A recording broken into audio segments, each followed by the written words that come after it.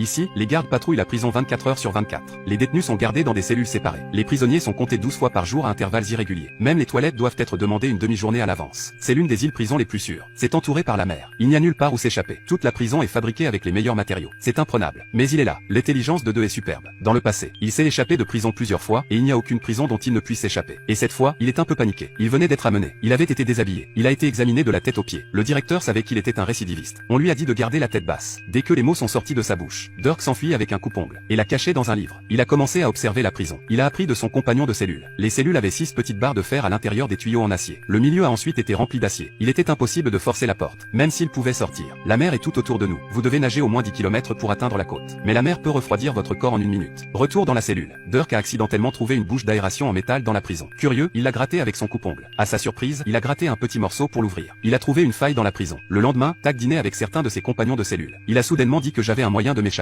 Tout le monde était silencieux. Tak a poursuivi en disant que la prison entière était dans un état de délabrement. L'air humide a corrodé le béton. Le métal était aussi rouillé. Le métal était rouillé. Il y avait une chance de s'en sortir. Les deux frères de l'autre côté de la pièce étaient heureux de rendre service. Le prochain compagnon de cellule est prêt à faire un essai. La nuit, Tak creuse d'abord un trou. Le compagnon de cellule d'Accent grave côté l'aide à faire le guet. Après avoir creusé pendant une demi-journée, les mains de Tak étaient épuisées. Et il était encore très lent. Il pensait qu'il avait besoin d'un meilleur outil. Le jour suivant, au dîner, il a pris sa cuillère et l'a frottée sur le fond de sa chaussure, intentionnellement pour le rendre sale. Puis il a demandé au garde une nouvelle cuillère. Il est allé avec son compagnon de cellule. Le codétenu a discuté avec le gardien pendant qu'il était là. Pour confondre les gens, Tak prend la cuillère. On dirait qu'il en a pris un. Non, c'était deux. Ensuite, Tak est allé au magicien de la prison. Il lui demande de l'aider à trouver une pièce. Bientôt, les pièces sont passées de cellule en cellule. Et finalement, il a atteint Tak. Il a préparé une pile de petites allumettes. D'abord, il a cassé la cuillère. Puis il a cassé les coupe-ongles et les a mis ensemble. Ensuite, les pièces sont réduites en poudre. Les pièces sont fabriquées en alliage d'étain et de cuivre. C'est le meilleur matériau pour la soudure. Il applique la poudre sur le joint. Il allume une allumette. En un rien de temps, un nouvel outil est achevé. Il l'a essayé immédiatement après et c'était beaucoup plus efficace. Dans les jours suivants, De a mis les pierres en poudre qu'il a déterrées dans sa poche. Chaque jour, il le saupoudre secrètement sur la place. Après un certain temps, le trou était presque creusé. Mais De ne pouvait pas briser la barrière de fer, peu importe comment il a essayé. La force brute était inutile. Que devons-nous faire? La chance de s'échapper de prison était juste au coin de la rue. Mais Tak ne pouvait pas briser la grille avec toute sa force. Il a dû trouver un nouvel outil. Vers l'usine. Il cherche ce coin en fer. Mais il y a un détecteur de métaux à la porte. Comment le faire sortir? Ce qui se passe ensuite est le tour de magie de Tak.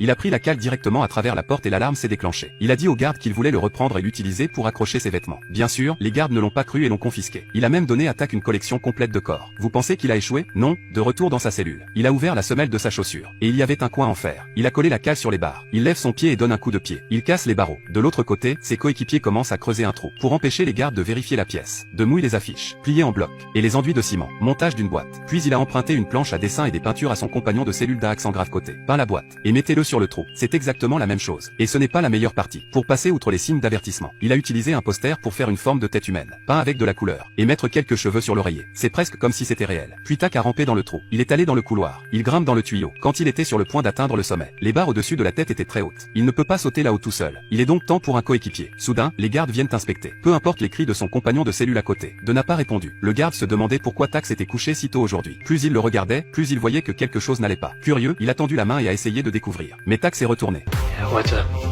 Il n'y avait aucun danger. Le lendemain, Tak a demandé à ses coéquipiers s'ils avaient fini de creuser le trou. Ils ont dit qu'il avait presque fini. Nous avons donc grimpé ensemble dans le tuyau la nuit. Cette fois, avec ses coéquipiers. Tak a sauté sur les rampes avec facilité. Mais la clôture était très solide. Il n'y avait aucun moyen de l'ouvrir. Et c'est fermé avec des clous de saule. Mais il y a une prise de charge à côté. Il a une idée. Il allait acheter une perceuse électrique. Il est retourné à Mastermin pour obtenir un forêt. Puis dans la salle de musique. Il vole un ventilateur et le met dans son étui. Sur le chemin de la sortie, l'avant-garde voulait vérifier une des caisses pour les deux. De s'est porté volontaire pour vérifier le mien. À ce stade, son coéquipier semble un peu nerveux. Le gardien ne vérifie pas le nom de Tak. Au lieu de cela, il vérifie les données de son compagnon de cellule. C'était le moment de tester sa force mentale. Tak était vraiment calme. À la fin de la journée, il remonte le long du tuyau. De a ramassé une barre de fer. Et j'ai forcé les barreaux. Une fois là-haut. Et ont assemblé un ventilateur et une perceuse qui l'ont tué. Puis ils l'ont martelé. Le problème des clous de saule a été résolu. Maintenant, tout était prêt. Pour sortir, il fallait attendre le bon moment.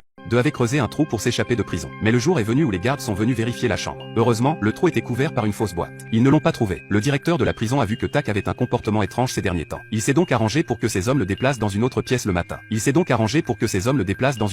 matin. Tak s'est rendu compte que les gardes avaient des soupçons. Il parle à ses coéquipiers de faire un geste ce soir. Cette nuit-là, ils ont grimpé le long du tuyau. Mais un de ses coéquipiers était allongé dans la pièce. Il frissonnait. De l'a appelé plusieurs fois mais il n'était nulle part. Il avait trop peur. Ils ont donc dû partir. Les trois ont attrapé leur gilet de sauvetage. Ils grimpent sur les rampes en se relayant. Quand quand ils étaient sur le point d'atteindre le sommet. Le couvercle tombe. Le son a attiré l'attention des gardes. Les gardes ont allumé leur lumière. Heureusement, ils étaient toujours en dessous et n'ont pas été retrouvés. Après un certain temps, le premier coéquipier est rapidement sorti, puis le second. Ensuite, tac, tous les trois se sont allongés sur le sol et ont attendu le bon moment. À ce moment-là, le coéquipier de l'idiot a pris son courage à deux mains. Paniquée, elle a ouvert le trou d'un coup de pied et a rapidement plongé dedans. Mais il est venu à la pipe. Il ne pouvait pas sauter là-haut tout seul. Bon sang, qu'est-ce que tu as fait? Et puis les trois d'entre eux se faufilent. Dans le tuyau, ils arrivent à la porte métallique et passent rapidement à travers le grillage. Le chemin de la liberté n'est qu'à un pas. Les trois sortent et se dirigent vers la plage. Ils soufflent fort dans le radeau de sauvetage. Un radeau de sauvetage de fortune est fabriqué. Ils se sont échappés tranquillement avec le courant. Le lendemain, le garde a appelé Tac à plusieurs reprises, mais il n'a pas répondu. Il a ouvert la porte et a relevé la tête. Le résultat était un mannequin. Une recherche approfondie a suivi. Il n'y avait aucun signe d'eux non plus. À présent, Tac avait fui vers nulle part. Quand ces hommes ont demandé au directeur ce qu'il fallait rapporter de l'incident, le directeur de la prison était catégorique, ils ont dû se noyer. Le directeur était un perfectionniste. Il ne voulait pas laisser une tâche sur sa carrière. Un long moment a passé. Leurs corps n'ont jamais été retrouvés. Moins d'un an plus tard, la prison a fermé.